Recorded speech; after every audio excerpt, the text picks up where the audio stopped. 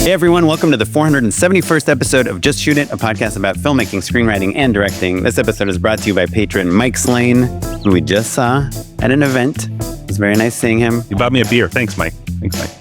Oh yeah, he did not buy me a beer. But anyhow, I'm Oren Kaplan. And I'm Matt Enlow. Today, it's a Matt and Oren episode. Oren's traveling. We're at a fun crossroads, which is my favorite time to be doing these sorts of episodes. And we will be back next week with an episode I'm very excited for. An interview with a filmmaker I've known and loved for a long time, who was on the show at the very, very beginning, and now he's back. I will have to say, there's a slight chance it'll be 2 weeks, just because the day we record them. I think we record them on a Tuesday. Copy that, yeah. Well, stay tuned. So we'll see. Yeah, maybe we'll find a guest in between. Anyway, I'm Matt Enlow. Yeah, and we know. We know. Here we are. Resetting. How cool was it? How cool was it when we were at Tony Franklin's event and someone talked to you for like 10 minutes, just assuming that you were Oren Kaplan? Yeah. So he was like, "Oh man, I'm so excited to meet you in real life." And we talked for a minute, and then he called me Oren, and I was like, "I'm Matt." And he's like, "Oh, well, you're my favorite."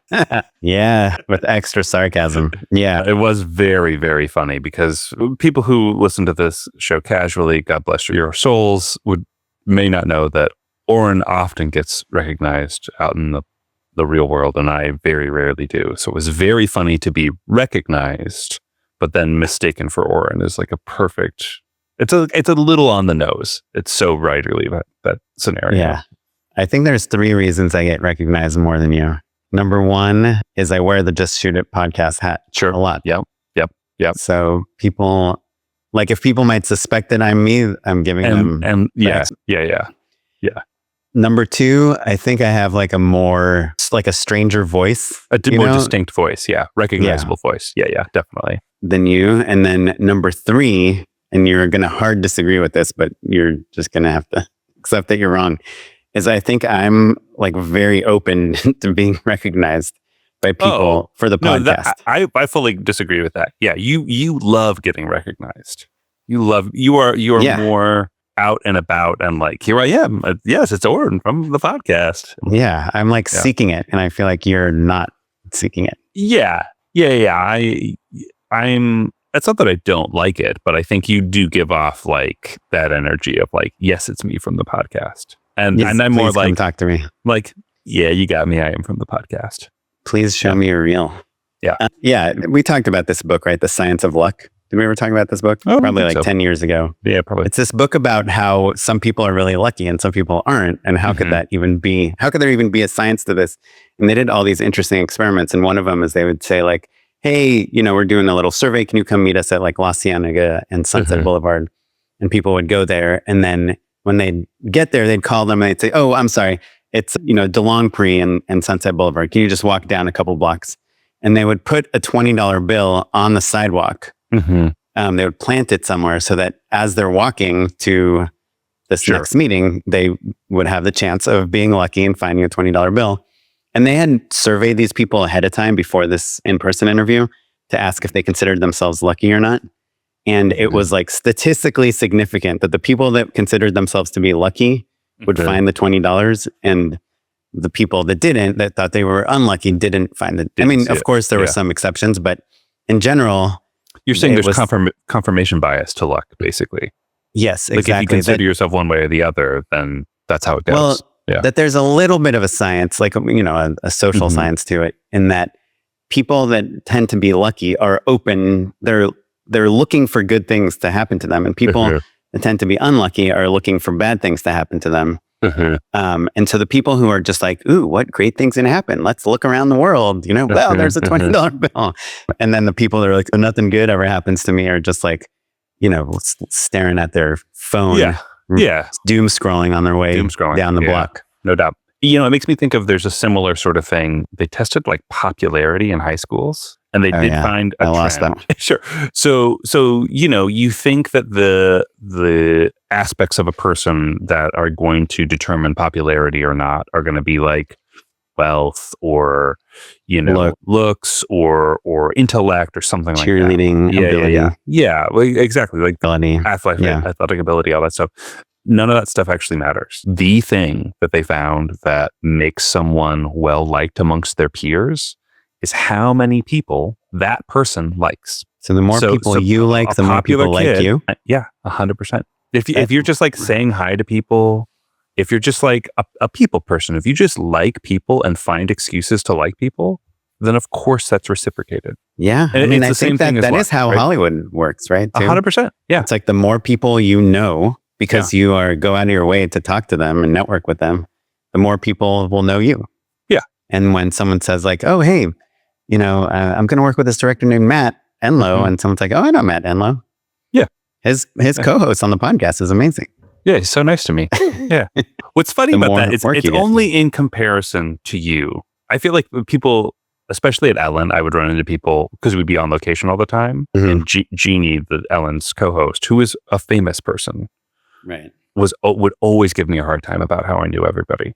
Like I would see people on the street all the time and be excited to see them. And only in comparison to you am I. You know, a lot of people that don't own cars. Yeah. In LA.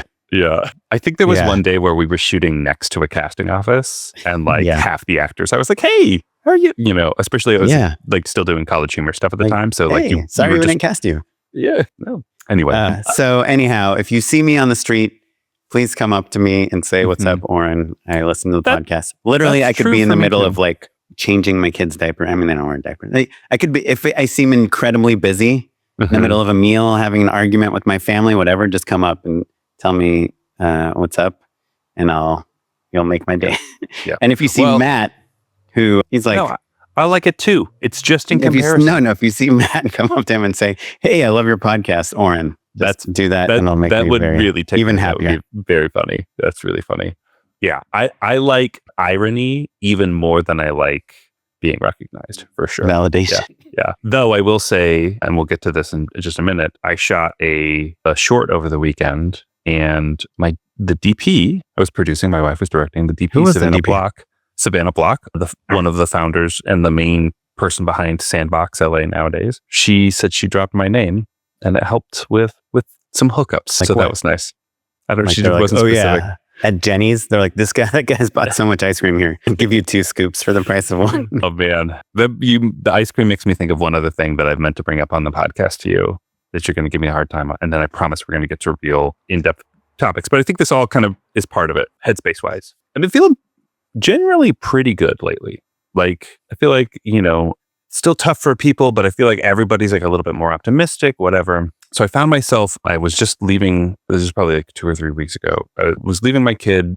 My wife was taking care of bedtime. I was on my way to class at Lee Strasberg. And I found myself, I was like, oh, I have an extra 20 minutes. And I was driving and I pulled over and got myself a scoop of ice cream. And at Ben Lewin, which is like a fancy ice cream place. Very expensive scoops. I got into line and they were like, hey, want to try any samples? And instinctually, I started to eat just half of the sample because I always share them with my wife. And it made me realize it's probably been like 20 years since I have had an entire sample myself. Yeah. Do you know what I mean? You know that you can ask for 2 samples. Just ask for 2? Well, here's the thing. My wife she's like, I tip the most at ice cream places because my wife will sample 8, 9, 10 flavors, no problem. And then be like, I'm good. I don't need ice cream. And she'll be like, I'm going to go with the first thing I wanted in the beginning. So as a act of solidarity for the people who work at the shop, I just have some of hers basically. And then maybe I'll get a little bit of mine, but I would rather have a tiny bit of ice cream every day than ice cream like a Sunday once a week, for sure. Yeah, I'm pretty sure that's 100% of people would agree with that. No, I don't think so, actually. My wife disagrees. Oh, interesting. Yeah. Okay. Anyway, the point of the story is like every once in a while, it's nice to get yourself a sweet treat. Yeah, I agree. Yeah. And I think we get caught up as freelancers, as people who were, inundated with a lot of negativity between the economy and everything that's happening in the world, and then also everything that's happening in the film industry. And you're just like, oh man, producer Patrick has got me down. What are we going to do? Every once in a while, maybe just have a scoop of ice cream. Makes things a little bit better. Patrick sucks, by the way. Never hiring him again. Producer Patrick?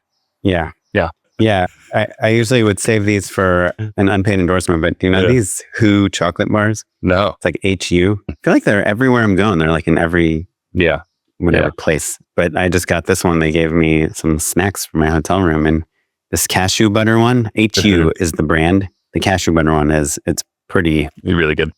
Pretty incredible. Yeah. You're a snack guy. You're a big snack guy. Snack. You love snacks. I snack a lot. You know, the other thing that helps me when I'm traveling that I like to bring with me now in my room, especially since it comes in bottles that are smaller than 2 ounces, is Magic Mind. I brought some Magic Mind with me to Austin, and I am definitely going to, take a shot before the pre-production meeting, shot before the shoot. And do you find that it keeps you awake longer, or it's more of like a jolt right when you take it? I think it's more of a jolt right when you take it. And I think it definitely makes me feel more even keeled. I find myself just like dropped into the zone more than, it's not like you had 6 cups of coffee. It's not like drinking a Red Bull or something like that. You're not like there's agitated. No, yeah. You're not grinding your teeth thanks to it. So, and they're advertising, they're like, I think whatever guy they have doing the commercial is like, I'm not crashing in the afternoon. Yeah. Like, so there's something about, people talk a lot of shit about coffee, which, I just love the flavor of coffee. Like, even if I was just drinking decaf all day, I'd be happy. But, Magic Mind, they recommend you can just do it at the same time as coffee. I wouldn't pour it in there. Very different flavors. But yeah, I wonder, I'll let you know. I'm going to, on my shoot day, I'll do a little coffee, a little Magic Mind in the morning. And we'll see how the afternoon goes. Because, a shoot day, like after lunch, it's really freaking hard to get back into the That's groove. what I was going to recommend. Save it I like to have a post-lunch coffee. I think that's when you tag team it. Because I think you probably have the adrenaline of the beginning of the day. You're driving in or Ubering in or whatever. You've already had a coffee or two. You grab yourself a breakfast burrito and we've talked about, I love to caffeinate before I get to set. Oh. I'm 2 coffees deep when I land. I like to pick up the coffee on the way to set so that I have a cup in my hand when I'm walking around. Yeah. In the morning. Yeah, but you're traveling, you're in Austin right now. Have an espresso, hit that Keurig or whatever. Like I will set mine at, like, I'll turn it on, go take a shower, then come out ready to go, slam that. Then you get the road coffee, then you are good to go. But then have that Magic Mind after lunch. I think that's the sweet spot because it's our job to keep. Wait, can I take 2 in one day? Am I allowed to do that? Okay. The website says it's not advised. Not recommended. Perhaps even dangerous, which too much wolfsbane for too many powerful adaptogens. But it's our job to keep the train on the tracks. And after lunch, especially if things are going well, then it's really easy to be a little slow moving. And like if you don't have something, if you're not really primed to jump right into that next shot, if like people aren't on the same page or whatever, if it just takes a second, that can really hurt your day. You can really have an incredible first day and bone yourself on the second half of the day. So I think have a Magic Mind then. Magic Mind? Okay, I'll try it. Yeah. Maybe I'll do a Magic Mind tomorrow in the morning and then one in the afternoon the next day. You'll have to report back. Yeah. For the shoot. Yeah. Man, have you ever been ahead of schedule at lunchtime? And that's the kiss of death. Wild that's what I'm left, telling right. you. Yeah. I have every once in a while. I honestly don't think like the only time I've ever done it, been ahead of schedule, is when you have like a celebrity or some person that you only have for a limited amount of time and you just lose them, Sure. Yeah. And then it's like, okay, well, I guess we're done with that. Yeah. But I'm just every single shoot, I'm just like an hour behind at lunch. And then I have a stressful lunch. Yeah. But then we make up by the end of the day. Most of the time, what happens for me. So it's a rare situation where you're like unclear of what needs to happen at the second half of the day. But yeah, it happens sometimes. Yeah.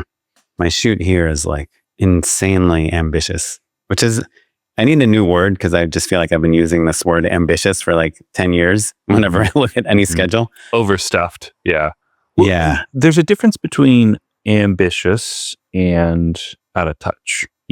Like sometimes we have schedules where we're like, this isn't possible. And I don't know why we're pretending that it is. And that's a hard thing for, I think, guys like you and I in particular, because some directors are just like, yeah, well, I guess we'll just go over or whatever. It's not my fault, and it's typically, you don't want to be negative, you want to be optimistic, you want to push through. And sometimes it just takes the reality of people seeing how long things take and what talent responds to. And then they start cutting. And it's like, well, we could have cut. Yeah. Could have cut, a week ago, but we didn't. I guess when I use the word ambitious, I'm kind of presenting it to the agency and being like, hey, super ambitious schedule. Just so you know, we basically don't have time to pivot or for notes or to figure things out. Like if we can't do 10 takes and then realize that like everything's been misconfigured and we have to change things. So to me, it's like my way of saying, hey, I need you. Like we're not getting 10 options, you know? Yeah. Let's try to prioritize. I don't know. I don't think there's anything wrong with that. But speaking, you know what, because anyone that does something on their own, an indie filmmaker can decide when they're moving on. And I think that's we were talking about kind of going back to the basics, back to when we were shooting stuff for ourselves instead of shooting stuff for 10 other voices that are in the room. And that's something that you just did. Was it this past weekend or the weekend before? This past weekend. Yeah. If you want to try out Magic Mind, if you've got a tough shoot coming up, use the code SHOOTIT, like April. That'll save you some money. Yeah, that's a lot. Like a significant amount of money, like, you know, like more than 25%. Yeah, it's real money for sure. And helps the show out. So that's ShootIt, APR, and that's magicmind.com as well. Yeah. And we're changing the name of the podcast to Just Shot It in honor of Magic Minds. That's right. Magic shots. Anyway. Let's do it. Let's chat about important things like more snacks. This weekend, as I alluded to, I shot a short film with Savannah Block. I was the producer. Would you say it was a passion project? I mean, I know Chrissy directed, right? Your wife 100%. Directed. Yeah, we would call it a passion project. Yeah. So to set the table, you know, my wife's, you know, looking to direct more and more. And one of the ways to do that is just to continue to make your own work and then show it to people, right? As we've talked about on the show for over a decade.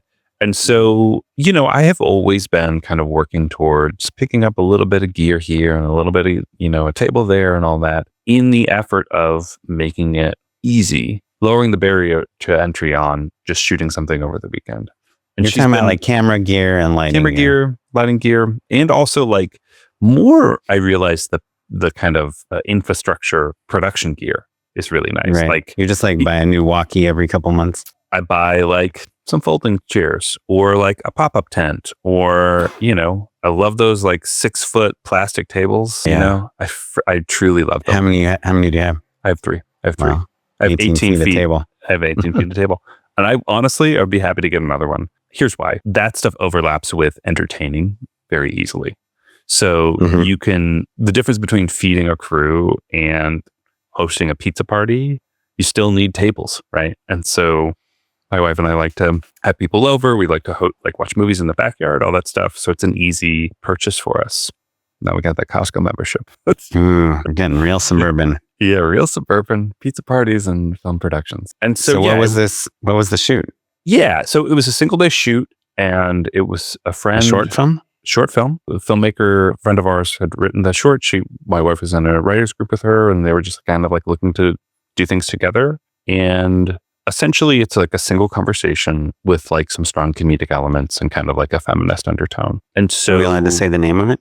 Sure, you could say it's Period Hotline is the name of the short. It's really exciting. It's really fun. But it got me in my head about things because, you know, I was joking about like I was the one returning the gear Monday morning, calling in favors from friends. And we Can were I ask trying where you got the gear? Yeah, we got it from Lightstone Rentals. Shout out. They really helped us out.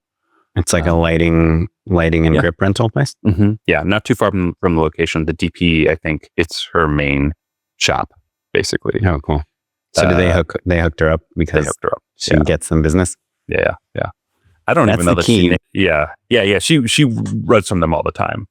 And I think something is there. Oh, cool. Yeah, you gotta get a DP that for your passion project that has hookups that works. Yeah, 100%. Yeah. And I don't think I told you this. We shot anamorphic, but we shot them mounted vertically. So rather than the stretch going horizontal, the stretch goes up and down. 9x16? We were shooting square. What's the final format? It's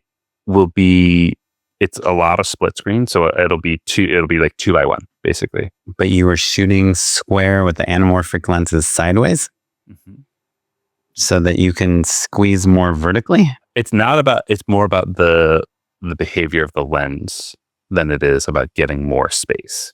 It wasn't a Which lenses was it? Laowa, I think. No, Atlas. Okay. They were Atlas lenses. Yeah. Interesting. every single DP while I was there at the camera build, every single DP was like, "What are you doing?" Like, And so also, you noticed the difference on. Yeah. It's not crazy, but it is noticeable and cool. It's really. But when cool. you're monitoring, you're seeing a 16:9 image. No, we monitored on we because of the camera configuration. The camera's on its side, so we monitored in 16:9, but only saw one by one. The camera is on its side. Yeah, and the because you can't mount them sideways. You can't mount them sideways. Yeah. Wait, why? Whose idea was this? It was the DPs, and this is kind of an interesting part of it. Agency and client would never approve that. They never would, right? So that's part of the fun, and also like part of how you get really talented working filmmakers to join up is like, hey, we're doing something kind of like weird. This is a cool experimentation that you get to try out, and like we'll pay for, you know. So like, yes, did we get a wonderful deal on the rentals? 100% we did. Was it incentivized for Savannah to do this because she's always wanted to try it out, and she can now say like, yes, I did it on this short film. It looks incredible. Take a look, you know? Yeah, it is. It is like an interesting way to get a DP. It's just like kind of some camera related gimmick. Yeah. Like, hey, we're going to shoot this entire movie on a 35mm lens. Are you in? Right. Exactly. Yeah. Like the Coen brother. Yeah. And they're like, ooh, that would be a fun exercise. Right. Yeah. So it was really interesting. But like I said, it got me thinking about the ways in which when times are tough or when we have a little bit of time on our hands, it's always been good to just like do something creatively fulfilling, you know, like keep that pilot light going. It's nice to be able to like send links out and to build a resume and all of that stuff. But it really reminded me of when we were first starting out, it was post-strike, you know, when we were young, and I was just throwing stuff in a pickup truck and shooting stuff on the weekends and calling in those favors. And I think you're talking about like a strike, not the recent strike. Yeah, sure. Yeah. I'm commenting on the similarities between when I first started filmmaking, there was the writer's strike, and then the financial crash of 2008. So, you know, everyone was kind of like shooting just because we literally had nothing else to do and no other way of generating any sort of heat for our careers. And now we're post-strike and we're far more seasoned and far more successful. But when you find yourself with a free weekend, it's still worth it to like try something weird, mount some lenses on their sides or something like that. And I was simultaneously really reinvigorated and empowered. And also I'm tired. Yeah. It is interesting.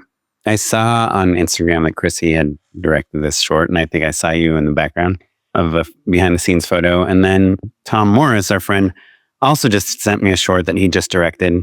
Oh, cool. I didn't realize that. And yeah, he actually like became friends with a creative director at an agency, and they were chit chatting, and the creative director had written some scripts, and Tom was like, let's shoot one of them. Yeah. And then, you know, our friend Carlin shoots shorts sometimes. And I'm Carlin's accountability partner on something. Oh, cool. So Carlin, if you're listening, keep going. Do your thing. I just don't, it's really hard for me to find the time and motivation to do something like that. You're in a different place. I think you're in a different place, partially because I think you're more creatively fulfilled by commercials than some of us. Do you know what I mean? Like, I think there's that creator, Digital Spaghetti. What's his real name? Oren. Yeah, the guy from Pamplemousse. What's his name? Not Jack. What is it? Who founded Patreon. Yeah. Hold on. Jack Conti. Yeah. So Jack Conti, who's in Pamplemousse, which was kind of like a big YouTube band, and also the founder of Patreon, referred to his creativity as a pilot light in a video recently. And I was like, oh, that's right. That's what it is for me. Like, he has to like go and like record music once a month, even though he's the CEO of this incredible tech startup. He still has to like go like, you know, listen to a bass lick and go, ooh, that's good. What about this? And then play the keyboard. And then, you know, like he still has to do that every once in a while just to keep his mojo. And I feel the same way. And I think that you need that as well. But I think you are nourished from different wells, I think is what it boils down to. I think you love VFX, you love post work, you love commercials. And I love commercials too, but you love them you really love them? Well, I mean, I guess I just feel like I'm in this phase in my life where I'm very goal oriented and very time conscious. And that's why whenever I pitch on a job and I lose, it's like incredibly depressing. Yeah. Because I just wasted a week of my life. And it's not really a waste. A lot of times, like I'll, pitch again to the same people, or I've learned something, or I did a cool experiment. But if I made a short, like I'd want to know that there's a really good chance it goes to Sundance, Right. Well, so this is what we're talking about, is like the goals are different, right? Because if you're saying like, hey, my goal is that the short goes to Sundance. Well, it's less than it goes to Sundance. It's my goal is that this short does something for my career, I guess. Right. Exactly. Yeah. And I'm saying that the goal of the short is careerist in that, it's nice to have another sample and, more work under your belt and more experience, but it's really the experience and the fulfillment that fuels me for all of the other work that I do. Right? Like any time in my career where I've only been doing work for hire for a long while, I get depressed in a way that I think makes the other work suffer. So it's like, everybody's got to eat, right? And that. But do you think metaphor when you make a short? I mean, I know you're producing and Chrissy was directing and somebody else wrote it. There is like there is some fun to the activity, and there's probably maybe a little less stress on you because you're not directing. I was really stressed this time around. I was surprisingly stressed. Yeah. In ways that we can talk about in a minute, but yeah. But I feel like, do you still feel like when you are creating this piece of art, and this is actually maybe a question more for Chrissy, but do you feel like it needs to fill in a hole in your portfolio that will show like, oh, I can work with spiders. I can do feminine, like female centric comedy. I can do car chases, whatever it is. Because to me, like if I did make a short, I would really want it. I would really want it to be something that I can send to people that I'm so stoked on. And because for me, that stuff is never going to be like a dialogue scene between two people like in the living room. It's always going to be something that's probably a little more expensive, has a lot of scenes and a lot of locations. It's really hard for me to motivate to get there. But I've seen people, like I've seen Tim Wilkheim make a short, the couple camping in their living room, I think helped him a lot. Like for sure, there's simple, inexpensive shorts that can help you with your career, but I just haven't come up with like one. I have ideas for shorts that are but you also you're not focused on it. Do you know what I mean? No, you don't.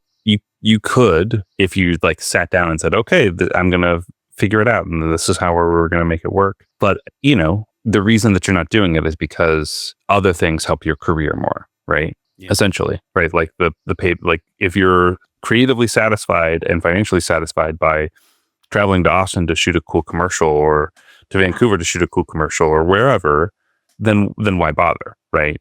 Right. And I guess like we're spending a day working on my website would probably give better return. Or an Instagram breaking down how you shot the last thing would absolutely do that. So for you, right? I think it's just that people are different creators, and I think also I have flourished the most when I was bouncing between narrative and commercials. Like that I write a little. My income was like I write a little bit, and I direct a little bit, and I also do these commercials too, and that creates a fully formed thing. Human. Right? Human and career. And so booking 6 to 12 commercials a year is totally fine because it's filled out by, you sold this thing to this company and all that stuff. And that, as we've talked about many times, that part of the business has gone away a little bit. And I've also pursued it less in a blind need to make money, basically. And I want to get that back in my life, Yeah. Well, cool. So it was fun. Who's editing it? Do you know what the plan is? We haven't decided yet, actually. Yeah. Cool. It should be you. Yeah, we'll see. We've got a few options in mind. Yeah. Well, cool. That's awesome that you made a short. I made a potato salad, which I told you about off mic. Yeah. I like that. It did make me, your point about the potato salad, the nice segue into the other thing I've been thinking about a lot is the cooking term mise en place, right? Mm-hmm. Everything in its place. So that's like when you're going to make a potato salad, if you're rushing, okay, you put the potatoes on and they're boiling, and then you start chopping the thing. You kind of are doing everything you need in the order that you need it.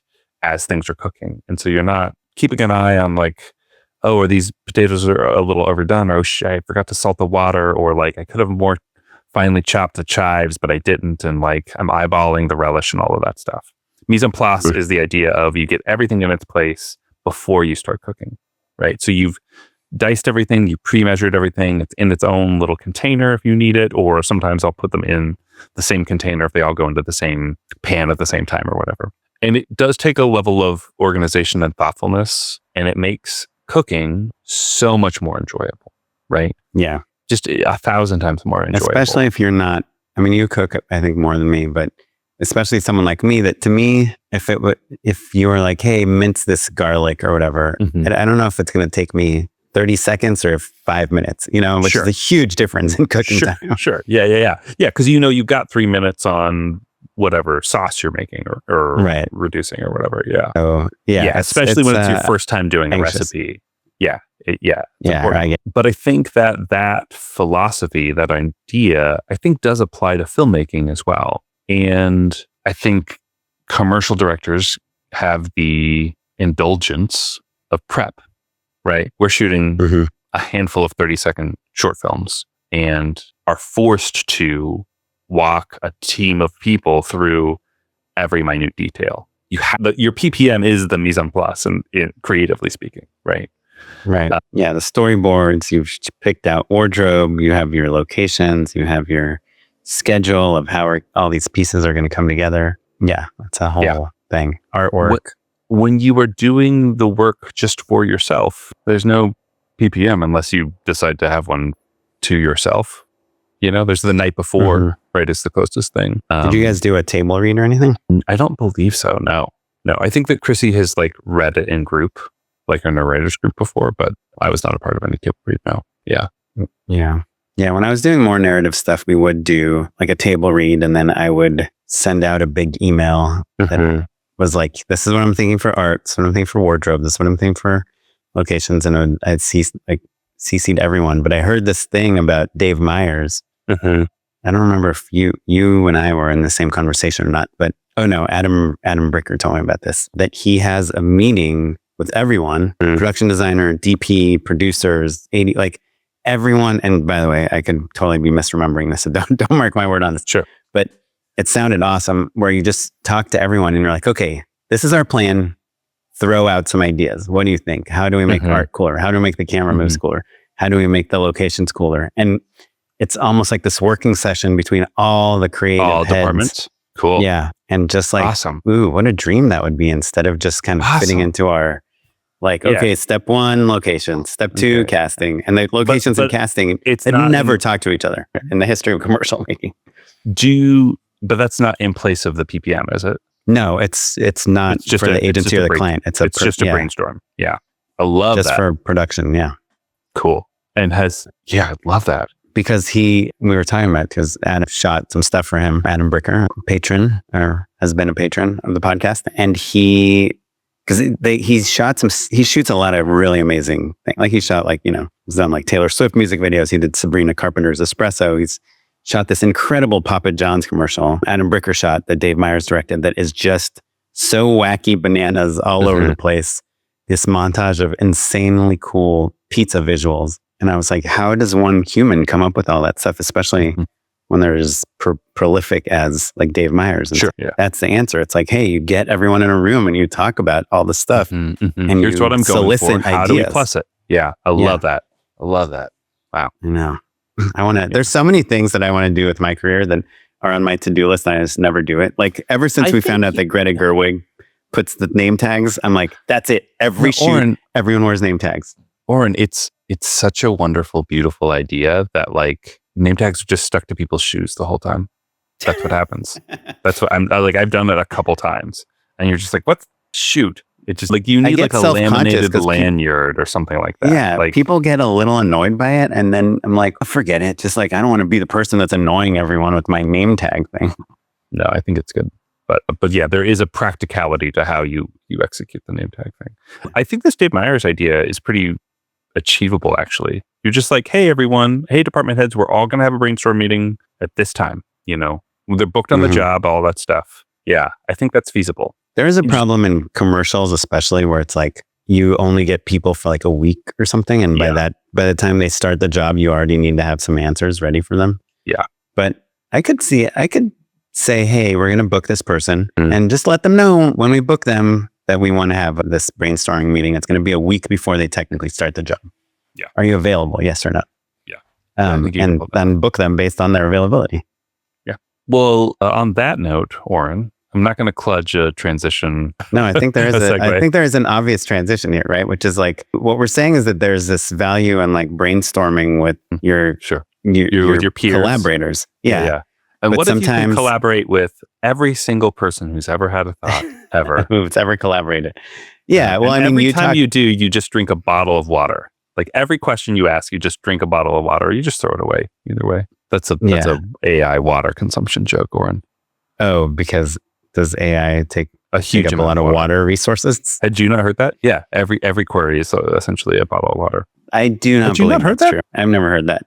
I mean, obviously, there's issues about how you power all these computers. Yeah, the cooling is where the water comes from, basically. Yeah, but they don't throw away the water. Cooling, the way cooling semiconductor or like kind of chip cooling works is you're cycling the same water around the machine. But yeah, I think whether you're working on like a passion project and you just don't have a ton of resources to have official meetings for months before the shoot, or whether you're working on commercials and you're kind of trying to rush through some decisions and people are asking a lot of questions really fast that you have to decide on really fast. I have found that the difference, nowadays between what we would do 10 years ago when we kind of were doing a lot of passion projects and a lot of our own independent stuff is that we have this new tool, AI, that can be an interesting partner for brainstorming. I know you said that you use Claude sometimes. I usually just use, the free chat GPT, but I found it really helpful for idea generation. Like, hey,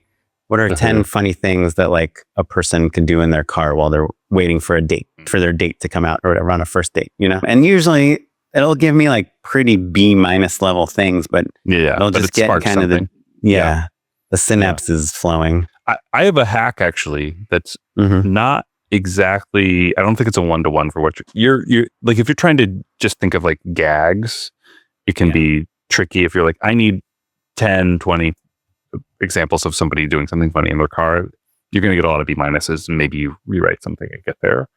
But I will do a thing with Claude when I'm trying to brainstorm something where I will say, I do not want you to write anything for me. I want you to continue to ask questions until I come up with the thing, basically. Like if I'm trying to like come up with a concept or an outline or something like that, it's never like, hey, give me X number of examples of this type of story or whatever. Like you can't be like, hey, write this for me, right? I don't think that works very well, frankly. And it's just like, why would you want to outsource the best part of making something, right? We're on here because we need help, right? We need clarity, we need structure or something. But like, if you're just like, hey, machine, write me a script, like, I don't know, pick a different job. Do you know what I mean? Right. Like, but I have absolutely been like, hey, I'm thinking about this thing and I need to find clarity on what I like about it. You're going to continue to ask me questions until I find that clarity. And that has been helpful because it'll be like, oh, I see what you're aiming for. Did you mean this? And inevitably it's going to be kind of bad, whatever they're hedging towards, but it's always a gut check of like, I wasn't able to articulate this until now, but this is the thing I'm actually aiming for. And also just from a spiritual level, it's like, if you're upfront with like, hey, I don't want you to write things for me, that you just know that it is always coming from you and your voice and your ideas, even if it's sparking things for you, Yeah, interesting. Yeah, I usually just use it for like lists, like to, give me just ideas for this. Give me like, what are 10 cool cars that I can have this guy reference when he's like giving this monologue, I need facts about this or things like that. Yeah, you broke up there. Yeah. But the one thing that it doesn't do, because before we went on mic, we were talking a little bit about this topic and brainstorming, is the one thing that AI doesn't do, and a lot of people that listen to the podcast know that I'm really into this, is it doesn't give you good feedback if your idea is good or not. Oh, sure. Yeah, 100%. And so that's like what I still need human directors for, because I'm I call people, I call you, I call Tom, Yeah. I call Carlin, I talk to my wife, whoever will listen to me. Sure. I will like pitch them my take on something just to see if it's resonating. They don't even need to respond. I just need to see if I can keep them interested or not in my pitch. And chat and the AI stuff is pretty useless for that. I think that though, it's funny because the way that you treat me is kind of the way I treat Claude. Like you'll call and you'll be like, "Hey, I was You're thinking just making fun of Claude the whole time." Yeah. just roasting Claude. No, you'll be like, "Hey, what do you think of this, and this? I was thinking this could happen, that could happen," and I'll be like, "Yeah, I think that's really cool." And then I'll pitch some stuff back to you, and I would say 9 out of 10 times you're like, "Nah, that's not really what I was thinking. You've inadvertently validated the things that you wanted to do in the first place. Now you're convicted to the things that you were pitching." Every once in a while, you're like, "Oh yeah, I like that idea," or like, "Let's tweak it some way." But like, it's less about me giving you ideas. It's more about you realizing which ideas of yours you like the best, right? Yeah, but also if you're like, "Oh, that's funny, but what about this build?" And I'm like, "Oh, well, that build doesn't really fit the brief or the demo, or they're really wary of this coming off as smug or whatever." It is specific to that project. But why'd you say smug? Why are you being smug? I just think that I still get your initial reaction, and I can tell whether you're like, "Oh, I love it," or like, "Yeah, that's cool." Like I can tell no matter what you say, like if you think it's cool or not, you know? Yeah. And it with AI, like I can't tell. It's not real. It's not a real person. So it doesn't matter what it thinks. It matters what like a real person thinks. So yeah. So I think I get what you're saying, but Claude's opinion on your creative doesn't matter nearly as much as what Chrissy's opinion on your creative is, your wife's or another human's opinion. The other thing I like about using AI is the act of writing the prompt forces you to verbalize what it is you're aiming for in the first place. And oftentimes, by the time you're done writing the prompt, you're halfway to the answer already. Yeah. And that is honestly why I like pitching things to people. Before AI, I used real people to talk to, but they're just not. Yeah, AI is just great with facts, with 100 countries. Tell me what are fun. I made this short film back when I was an engineer, and it's called Irreversible. You can see it on my IMDb and probably nowhere else. But the concept of the movie, I mean, it's so stupid. It's so film school, and not even like USC film school, like shitty film school. The concept was about this guy who's part of the family business, and he just is very resistant to change. And he is like trying to, anything that makes him uncomfortable, he tries to like undo it, like to reverse it.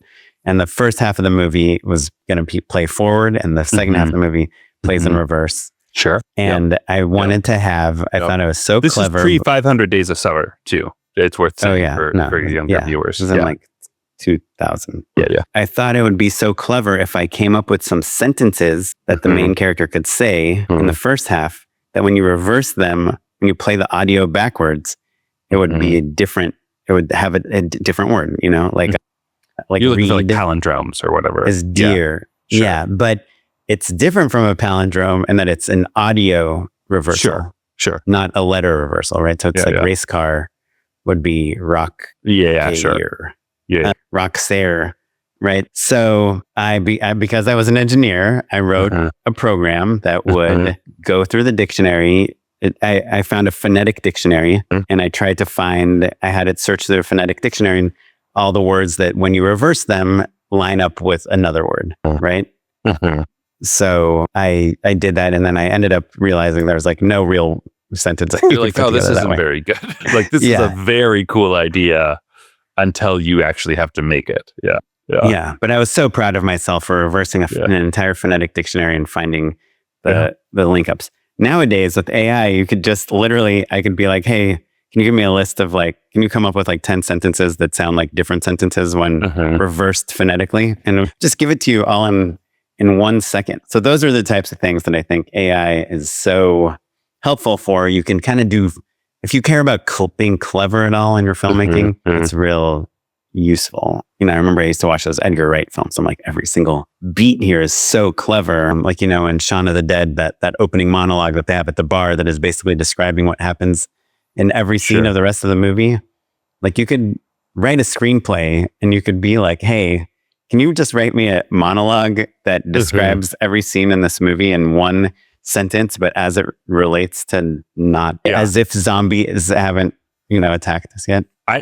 I would push back on that idea. I'd augment it in some way. I think that don't let it do the writing for you. But if you were hey, I need a single line. This is how I would use AI. I'd be like, I'm going to give you my screenplay and I need a single line summary of every single scene. Right. And then you could use that to write the monologue for sure. Yeah. Like distilling things quickly, I think it's pretty good at. The other thing is that then it just you can catch any hallucinations or weirdness. There's always AI will just create some weird wonky stuff. And if you're not really thorough, you accidentally say something that you did not mean to say if you're taking copy and pasted stuff wholesale, even when it's distilling things down, because I think at work, most people are using it for stuff all the time. I remember seeing a person who wasn't especially savvy technologically, presenting work where they'd enumerated the different ideas with an emoji. And I was like, you can't screen share on the Apple TV. There's no way you know how to get an emoji into a Word document. Do you know what I mean? Or you wouldn't do it. Your AI is showing, is what I'm saying. Oh, yeah. Yeah. Well, a lot of people's AI is showing nowadays. Yeah. And this is not, you could use it as a tool. I think it's totally valid and good to use it as a tool. And there's a lot of stuff that it's good to outsource for. And then, but the real creativity of it, I think as creative people, you still have to be able to vouch for all of it, even if you're just the taste filter, Yeah. I'm finding it to be a really useful tool for art direction in terms of ideas of what a character would have in their room. Hey, what would a stoner type character have in their room? And also even in the image kind of art direction, hey, imagine a room of or the living room of this person, a Wall Street banker that's evil, or just show me some images of that. And then it just kind of, again, gets the ideas flowing for me personally. So none of these things I would use in production for final, like you said, I wouldn't use the writing, but I don't know. I wonder if people are getting less, and I think we went through a phase of 6 months where people are if you say the word AI, you're going to get ejected from this industry. Yeah. And I wonder if that is cooled off a bit. Perhaps. I'll say this. I spend a lot of time on LinkedIn, which I actually recommend for other filmmakers as well. It can be a downer if your feed is just filled with people looking for work. That can be rough. Mm-hmm. But there's a lot of creative advertising people on there. And so, I found it to be, maybe it's the new Facebook or Tumblr. There are net positive aspects of it, but it is flooded with AI jackoffs, either experimenting with it or using it to write. And you can tell.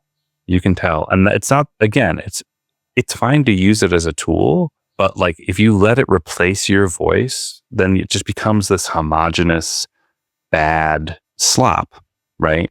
That's what people have been using the term AI slop. And as creative people, you want to make sure that when you're posting things, you're representing yourself well, right? Yeah. And so if you think that if you outsource too much of your voice, then that's what people come to expect from you. And our voice and our taste are the main things we are selling as creatives. Yeah. Cool. Well, on that note, hold on, let me ask ChatGPT in this segment. Yeah, I was trying to think of nobler. I know. Yeah. Well, yeah, I'm curious to hear what other people think about all this stuff and what kind of clever ways you're using some of these tools to help you with work. You can email us at justshootitpod@gmail.com or DM us on Instagram at justshootitpod. Be cool. Before we finish up, do you have a minute to endorse some things? I do indeed. Unpaid endorsements.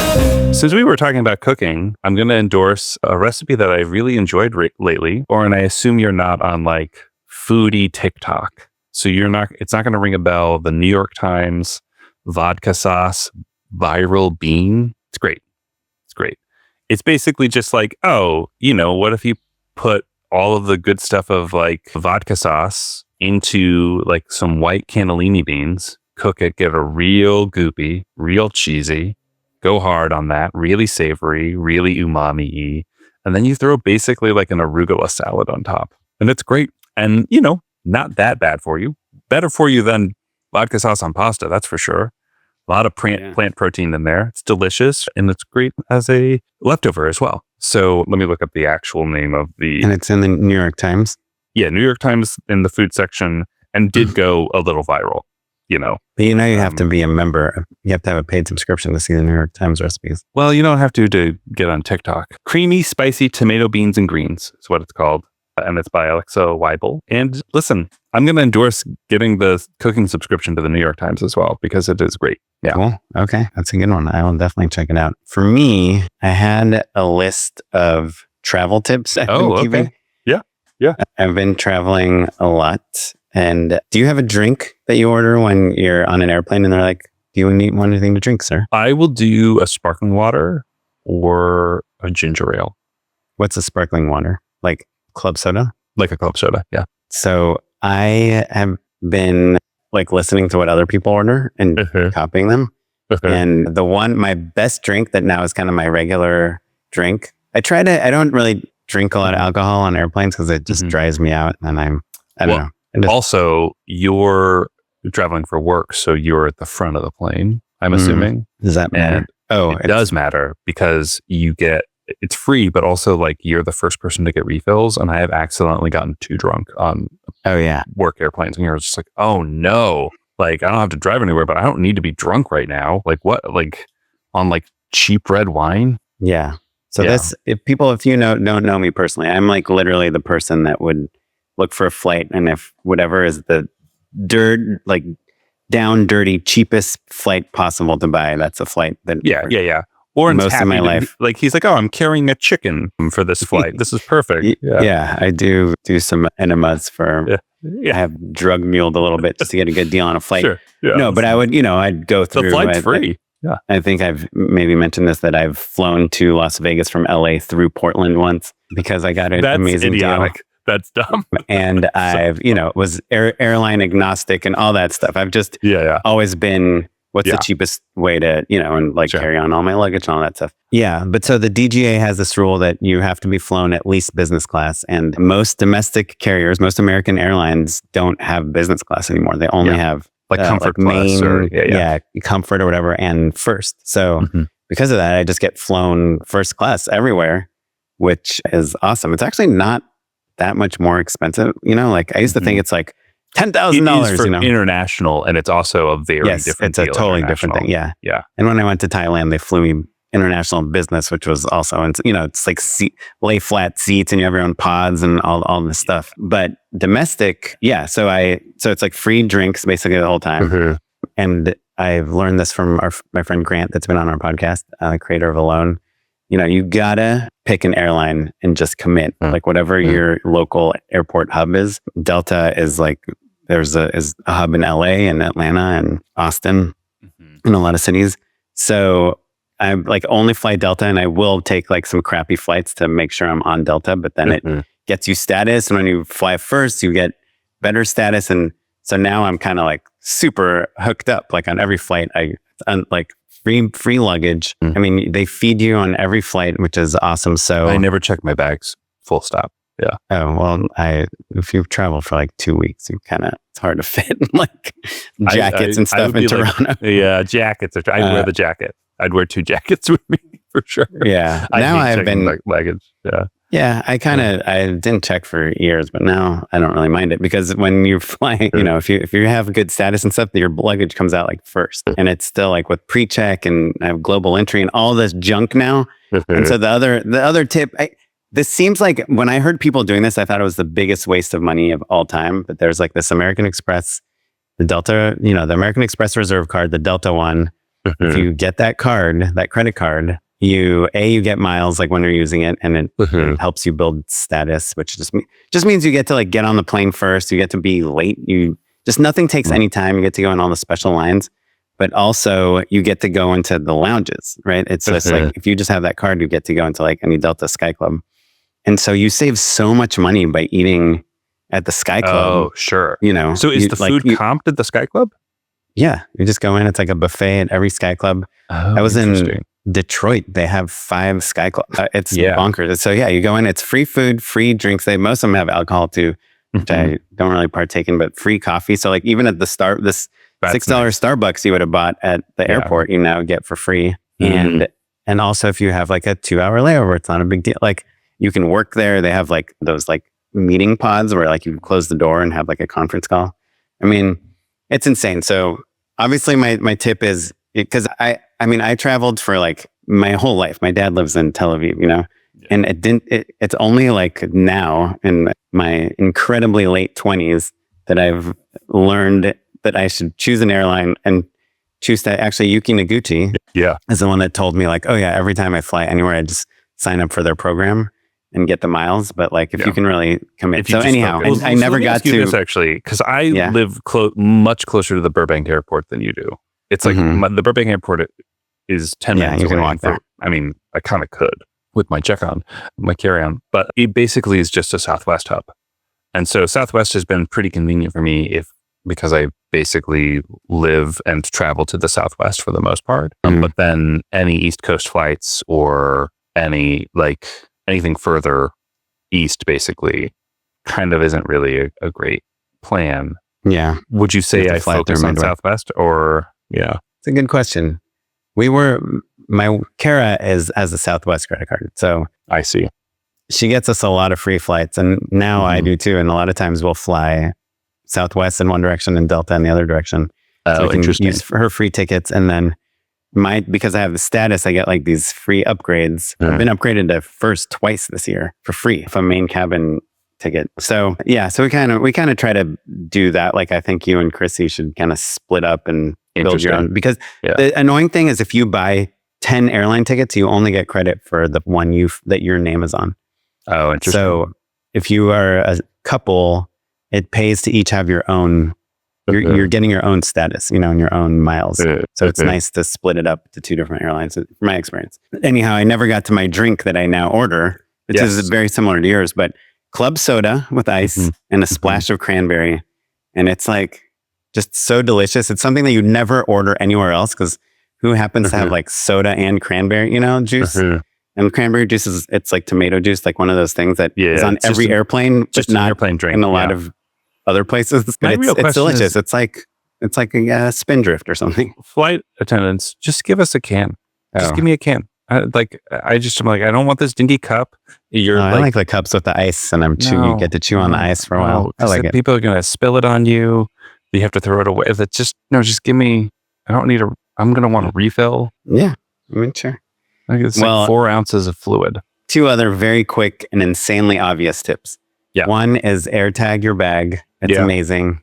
Is it amazing? Tell me why it's amazing, actually. Well, first of all, if your bag, if you check in luggage, again, I know maybe you don't, but like anyone that's like bringing gear, like sure, a lot of people in this industry have to check things. Small Rig even makes an AirTag like medallion that like you put on your cage for that reason. Yeah. And nowadays you can share your AirTag info with the airline, like a lot of airlines. Oh, that's so nice. You can tell if your luggage is with you when it's coming out on the belt. Sometimes you don't know if it's like odd size luggage. It comes out in a different place, car seat, different things.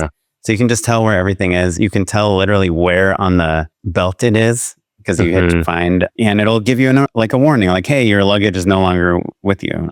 So I just can you say like, hey, this is luggage, so it's aware and like modifies. Yeah, that's nice. Well, you can hit trust this location. So like, let's say I have one in my backpack and I bring it to my hotel and I leave the hotel and it'll be like, hey, you don't have your backpack. I can say, trust the location of the hotels. You don't need to warn me about that. So AirTag your bag. Usually, I think it's like $100 for 4 AirTags. Pretty clutch thing to do. And then this other thing, it's a theory that I just heard, but I've now asked a few people and they all told me that they believe it, is that have you ever heard this theory that if you're watching a movie on an airplane, because of the air pressure, they can only pressurize the airplane to a certain level, and you're at such a low air pressure up in altitude or whatever it is. There's something about the pressure difference that makes your brain like slightly euphoric. And when you watch movies, they will hit you much more emotionally if you watch them on an airplane. Because you love Portrait of a Lady on Fire, which is I'm not doubting a great movie, but like you love it and it's not totally your taste. No, and you watch that on the plane. Yeah. Yeah. But every movie I watch, Rise of the Planet of the Apes and Dune 2 on, this tiny screen. Sure. Yeah. And Dune 1, I also saw on an airplane. And I just watched Sing Sing, which I was like emotionally moved on. I mean, Sing Sing's great. Sing Sing's great. Yeah. But I watched that Jennifer Lawrence movie. Can't hardly wait. What's it called? Get Hard, whatever it was called. The comedy. Yeah. Jennifer Lawrence comedy. What is it called? No Hard Feelings. And there's a scene. Have you seen it? No. It's really good, first of all. But there's a scene where this kid is like, plays this piano at a restaurant. And I was like crying. I mean, it's a raunchy R-rated comedy. I saw that on the airplane. I was in the air a lot about a month ago. And a lot of my unpaid endorsements you roasted me for. And they were all airplane movies. So that's interesting. Yeah. So now I'm really going out of my way to watch movies on the airplane. I think I'm getting a better movie experience emotionally from watching it. Like I'm trying to not work as much. I'll send a couple emails and then I'll just like churn through I don't the work movies. at all. I don't work at all. Like, send a couple emails basically when you're on the tarmac, but like power through movies. And it's because the work is not good. Like your like even first class. Because your brain is messed up. Well, but also like you're too emotional. Our work, is a high data internet work. Like you can't pull images, you can't watch videos, you can't, like there's very few things where just your laptop and or like crappy Wi-Fi is good enough. Basically writing. But like I'm not in the mood to write when I'm like dried out and stressed. Your soda with crayon. Yeah. I also watched Heretic, which I really enjoyed. I liked it too. Yeah. On the airplane. Yeah. Anyhow, watch movies on airplanes, AirTag your bags, choose an airline, commit to it. And if you fly Delta a lot, the Amex card, it's really expensive, but it is, I think it's worth it if you take like 3+ flights a year. Okay. All right. Wait, but you're not paying for the flights. You're still getting the points though. You're getting the status yourself. Right? Yeah. And the points. All right. Well, this has been Points Talk. Sorry. I know we've been all over the map. Passion projects, AI, travel tips. Yeah. But those are all the things that directors need to think about. It is all director stuff, so I think it still works. And we'll be back with more guests very, very soon. Until then, hit us up at justshootitpod@gmail.com, across all social media at justshootitpod, and me at Mr. Mavenlo. And I'm at O Kaplan on Instagram. This episode was edited by Kevin O. Yang. Thanks, Kevin. Our producer is Tyler Small. And you're listening to music from the Free Music Archive and the artist Jazar. And we will catch you next time. Thanks everyone. Goodbye. Bye.